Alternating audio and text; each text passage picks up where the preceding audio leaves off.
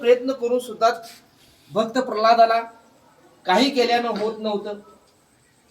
शेवटी हिरण्यकशिपूची बहीण होती होलिका.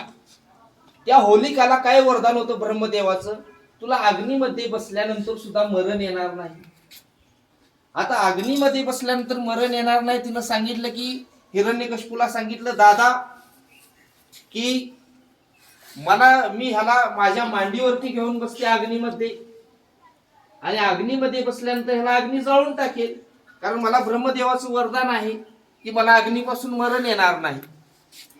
आणि ज्यावेळी ती होलिका चितेवरती बसली आणि अग्नी पेटवला गेला, अग्नी प्रज्वलित करण्यात आला, आणि त्यावेळी तो भक्त प्रल्हादाला काही झालं नाही तरी तुझा त्याच्या मुखामध्ये नारायण नारायण हे भगवंताचं नामस्मरण होतं. आणि तू चिता पेटायला सुरुवात झाली.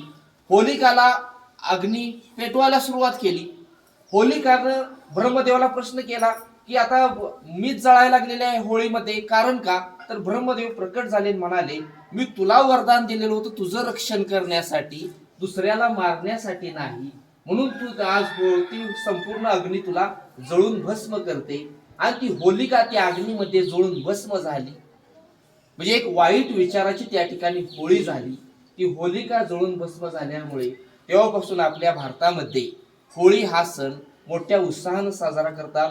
आपल्या वाईट विचारांची होळी व्हावी, दुसऱ्याची निंदा लानस्ती करण्यापेक्षा स्वतःमध्ये डोकावून बघावं, आपल्या उणिवा दूर कराव्या.